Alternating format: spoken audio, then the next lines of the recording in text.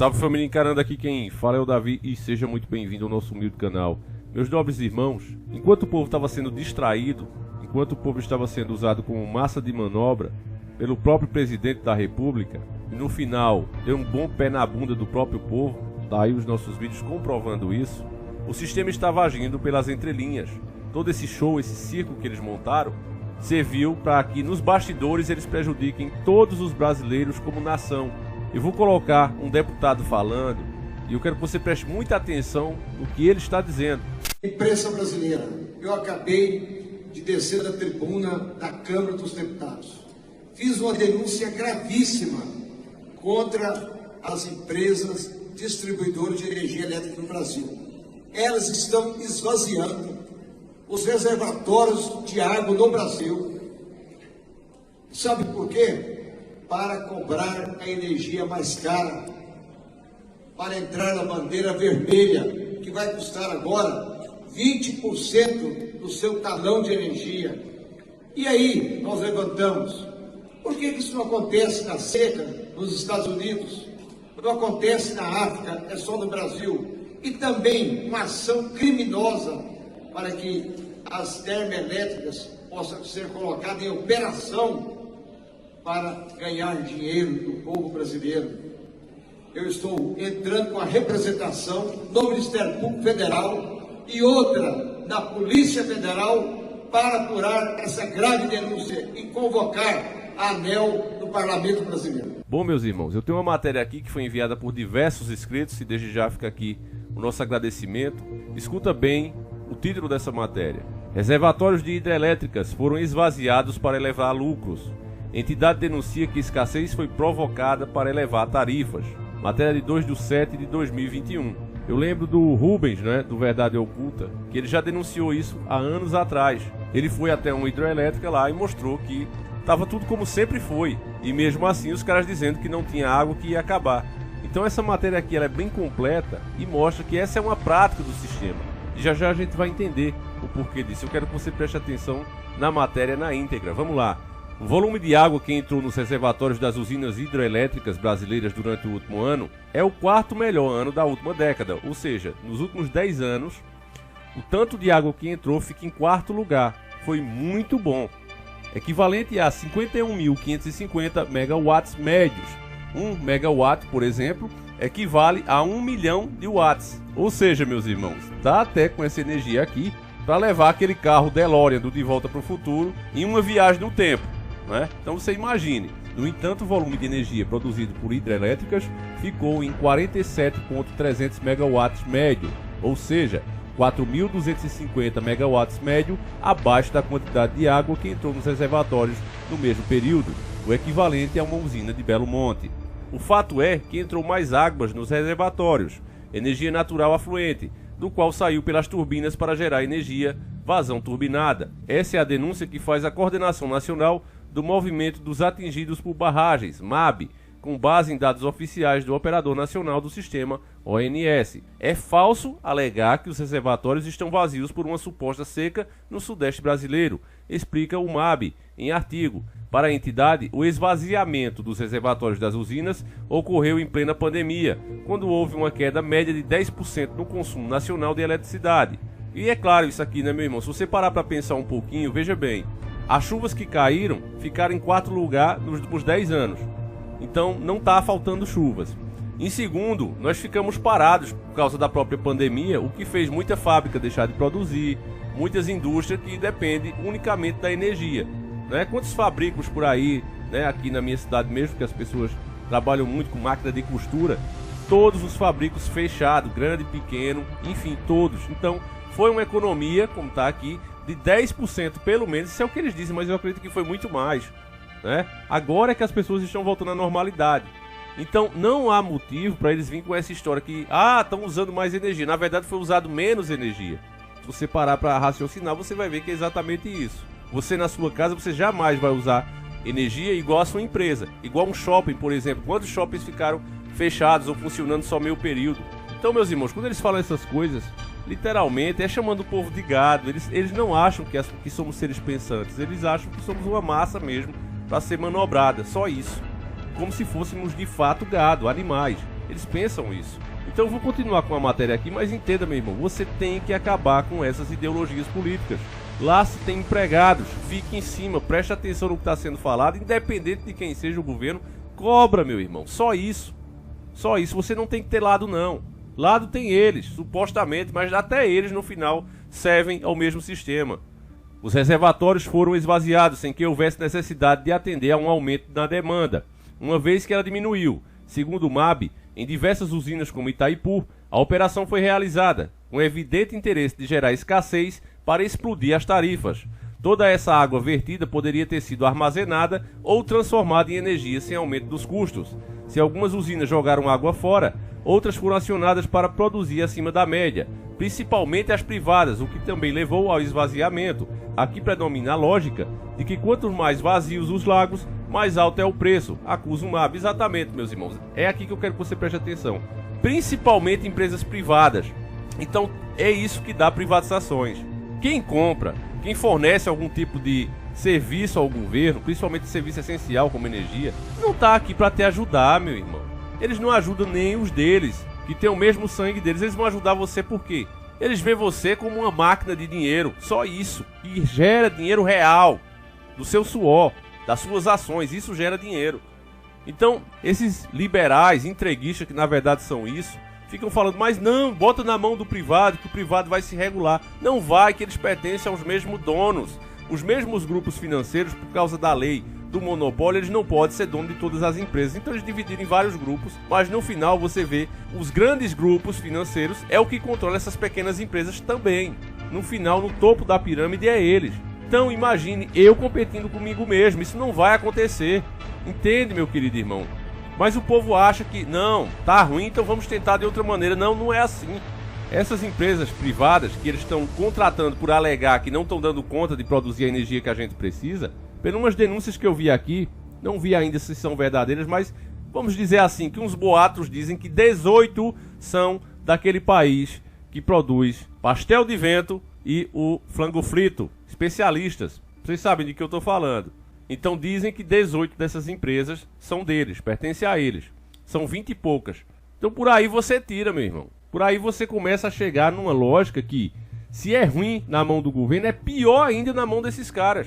Que só querem mesmo é arrecadar o nosso dinheiro e levar para fora. Para que a gente fique na dependência, que eles devolvam um pouco desse dinheiro que é nosso e foi tirado de nós.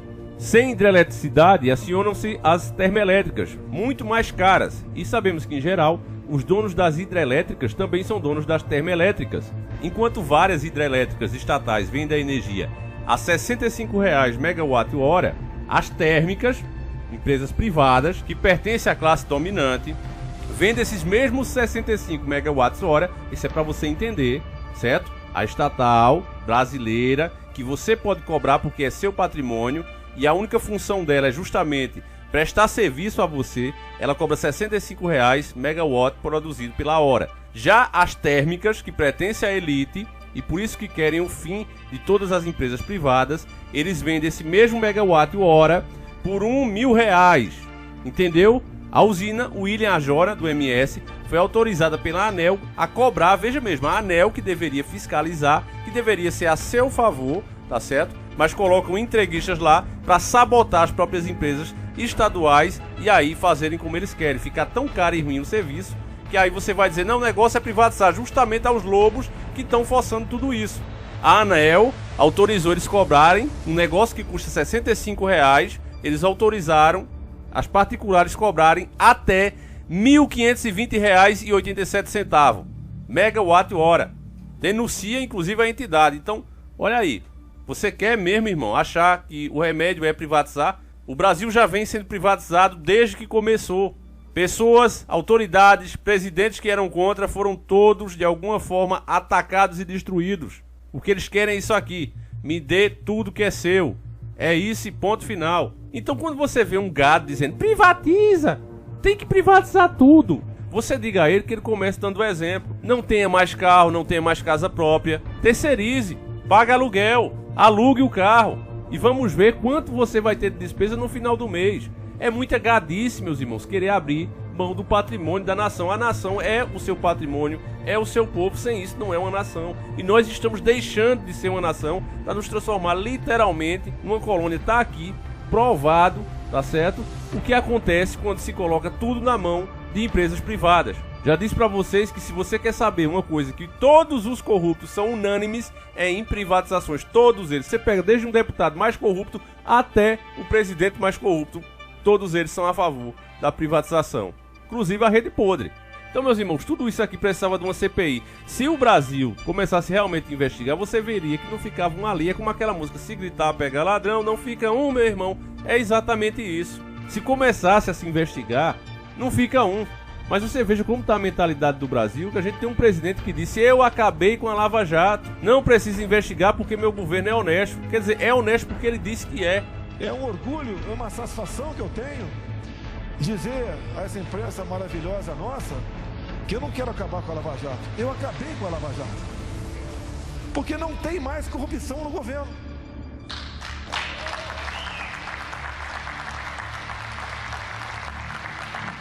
Enquanto isso, ele e os filhos ficando podres de rico, podres de rico. E o povo acredita que um cara desse é honesto. A honestidade dele, a demora, é ele sair da cadeira, porque você sabe que não se pode investigar um presidente, a não ser que ele faça uma cagada muito grande e force, né, a PGR ir pra cima. Mas ele colocou uma pessoa omissa lá que, desde que entrou até agora, não investigou mais ninguém. Então escuta só: teremos racionamento de energia? Risco é menor do que 3%, calcula Victor Brook e Mayra Maldonado, analistas da XP. Em relatório divulgado nesta sexta-feira, eles afirmam que o cenário base não vê necessidade de racionamento de energia nos próximos 12 meses, embora estimamos que os reservatórios atinjam níveis historicamente baixos, 18% em novembro de 2021, para o SIM consolidado. A capacidade térmica suficiente para ser utilizada e evitar medidas mais dramáticas. De acordo com nossas estimativas, a probabilidade de energia natural afluente, ENA, fica abaixo de 50%. E, portanto, de termos, racionamento é de 3%, conclui Matheus Albergari, professor de Economia da Fundação Escola de Comércios Álvares Penteado, FECAP, acredita que uma possível crise hídrica causada pela seca dos reservatórios pode vir e aumenta o preço da energia. Aqui, meu irmão, eles já começam a passar o pano e o que eles estão dizendo é que pode acontecer uma seca. Mas você sabe, você que acompanha o canal, já estão anunciando que vai ter aumento de até 50% para as pessoas chamadas bandeira vermelha. Ou seja, você que paga aí R$1.000 da sua energia vai começar a pagar 1.500. Para quê? Para que essas empresas, muitas delas daquele país lá do zóio puxado, possam literalmente enriquecer às custas do nosso suor.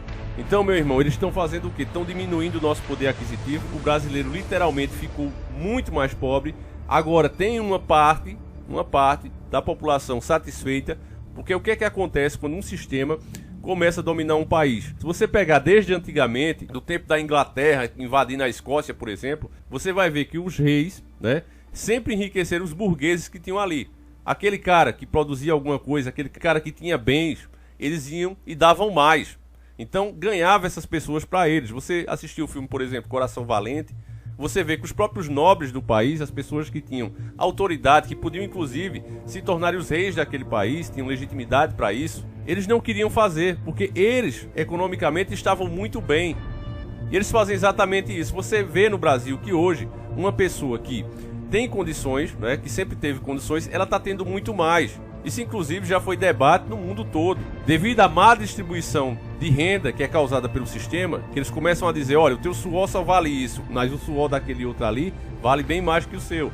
Eles causam a divisão de classe, para isso no final vinha o caos, mas causando essa má distribuição de renda, aquele camarada que antes tinha condição de comprar uma casa na praia, ele agora está comprando uma mansão.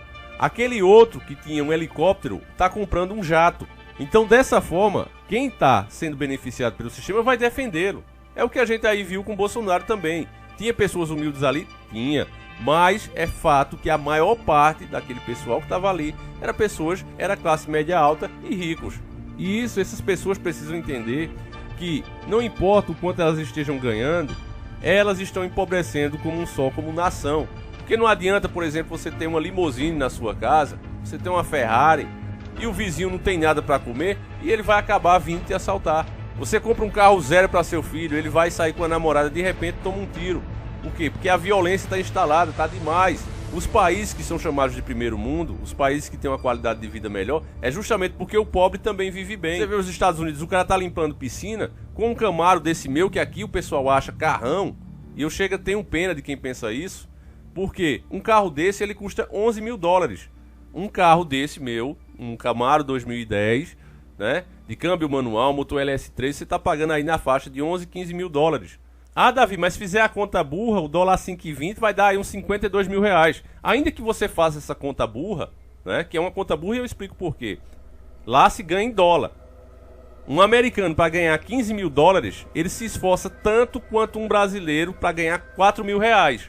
Ele ganha 15 mil dólares lá, mais fácil do que você, trabalhando, ganha 4 mil. Entende, meu irmão? O salário deles são melhores. E eles ganham em dólar e compram em dólar. Então, é como se o carro lá fosse 4 mil reais. Um Camaro desse meu fosse na faixa de 4, 5 mil reais. É o esforço que ele faz. E ainda que você faça a conta burra, daria 57 mil reais para você estar de Camaro V8, Mustang. Entende, meus irmãos? Mas as pessoas, elas não percebem isso. Elas acham que tem que ser assim mesmo, que o país é pobre, sendo que um carro desse é feito com a nossa matéria-prima. Nós vendemos a matéria-prima, falo isso o tempo todo, de graça, e compramos o produto pelos olhos da cara. Então é preciso conscientizar, eu peço que você compartilhe esse vídeo. As pessoas têm que acabar com o lado político, elas têm que parar com essa narrativa e começar a cobrar aos nossos empregados ilustres que lá estão para supostamente nos representar. Eles têm que ver que o povo está atento e que não tem essa de torcida de time de futebol aqui. Estamos aqui para cobrar e ponto final, seja quem for. Se o cara não se garante a ouvir uma crítica, uma cobrança, então não tem que estar lá. Simples assim. Enfim, meus irmãos, eu vou ficando por aqui. Fiquem todos com Deus, tá aí, mas essa pouca vergonha com o povo brasileiro, as próprias instituições trabalhando contra o povo para favorecer uma elite que é global. Fiquem todos com Deus, um abraço e tamo junto.